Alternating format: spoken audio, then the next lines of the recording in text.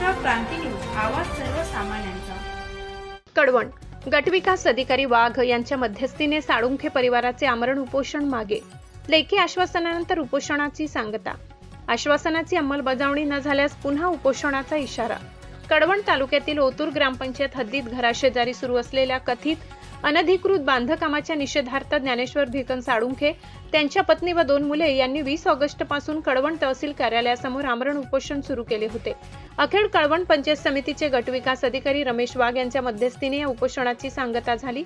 उपोषणाची दखल घेत गटविकास अधिकारी रमेश वाघ यांनी तात्काळ विस्तार अधिकारी व ग्रामसेवक यांना चौकशीचे आदेश दिले। त्यानुसार संबंधित अधिकाऱ्यांनी ओतूर येथे घटनास्थळी जाऊन कथित अनधिकृत बांधकामाची पाहणी केली। दरम्यान शनिवार 22 ऑगस्ट रोजी गटविकास अधिकारी रमेश वाघ यांच्या मध्यस्थीने विस्तार अधिकारी सोनवणे व ग्रामपंचायत अधिकारी साबळे यांनी साळुंखे परिवाराशी चर्चा केली। तसेच संबंधित बांधकामाबाबत नियमानुसार कारवाई करण्याचे लेखी आश्वासन उपोषणकर्त्यांना देण्यात आले। त्यानंतर साळुंखे परिवाराने आपले आमरण उपोषण मागे घेतले। मात्र देण्यात आलेल्या लेखी आश्वासनाची अंमलबजावणी झाली नाही, तर पुन्हा आमरण उपोषणास बसण्याचा इशारा साळुंखे परिवाराने दिलाय। उपोषणाची तात्काळ दखल घेत गटविकास अधिकारी रमेश वाघ यांनी मध्यस्थी करून तोडगा काढल्याने त्यांच्या भूमिकेचे कौतुक केले जात आहे। उपोषणस्थळी कायदा व सुव्यवस्थेचा प्रश्न निर्माण होऊ नये यासाठी कडवण पोलीस ठाण्याचे वरिष्ठ पोलीस निरीक्षक खगेंद्र टेंबेकर तसेच डंबारे ओतूर ग्रामपंचायतीचे सदस्य उपस्थित होते। आता साळुंखे परिवाराला देण्यात आलेल्या लेखी आश्वासनाची प्रशासनाकडून प्रत्यक्षात कितपत अंमलबजावणी होते याकडे परिसराचे लक्ष लागले। महाराष्ट्र क्रांती न्यूज साठी प्रतिनिधी योगेश निकम, कडवण।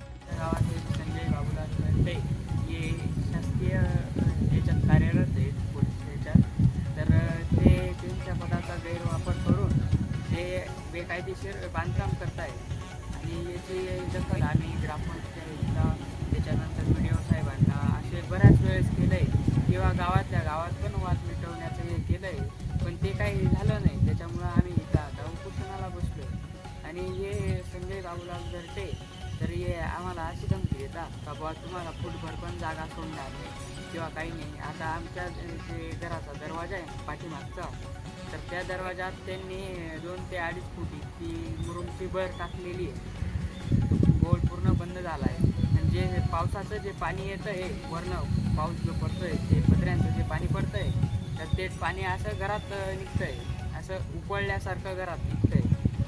तर मग एवढीच आम्हाला विनंती शासनाकडे का जे अनधिकृत जे बांधकाम आहे त्यांचं असो किंवा आमचं असो, ते दोन्हीही त्यांच्या ह्याच्याप्रमाणे पाडण्यात यावं। म्हणजे जेवढं शासनाचं जे काम आहे, जेवढं आहे तेवढं ग्रामपंचायतवाल्यांचं तेवढं त्यांनी त्यांच्या ताब्यात घ्यावं, जेवढं आमचं आहे किंवा त्यांचं आहे त्यांच्या ताब्यात राहू द्यावं, एवढीच शासनाकडे विनंती आहे। ग्रामपंचायत अधिनियम 1958 मधील कलम 52 व 53च्या नियमानुसार योग्य ती सर्व कायदेशीर कारवाई केली जाईल।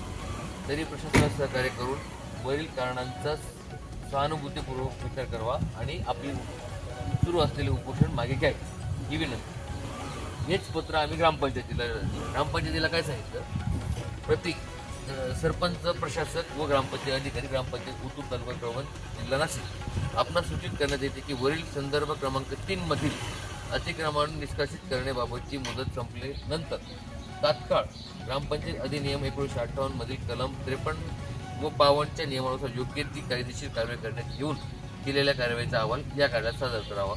तसेच अतिक्रमणधारक श्री घरटे यांना अतिक्रमण बंद करण्याबाबत सक्त सूचना देण्यात यावी व तरीही अतिक्रमण सुरू ठेवल्यास पुढील प्रशासकीय कार्यवाही करण्यात यावी।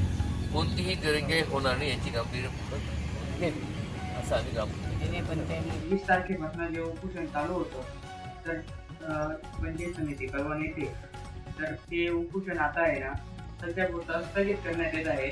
शासकीय याच्यानुसार हा जो पत्र दिलं आहे तर या पत्राच्या अनुषंगाने ते उपोषण स्थगित करण्यात येत आहे आणि या पत्राच्या याच्यानुसार जर कारवाई झाली नाही तर पुन्हा उपोषणास बसणार असंही आम्ही सर्व साहेबांच्या याच्या समोर सांगितलंय। तर याच्यानुसार जर कारवाई झाली नाही तर आम्ही पुन्हा उपोषणाला बसू। अशाच नवनवीन बातम्या पाहण्यासाठी आमच्या महाराष्ट्र क्रांती न्यूज या YouTube चॅनलला लाईक करा, सबस्क्राईब करा आणि बेल आयकॉनला प्रेस करा।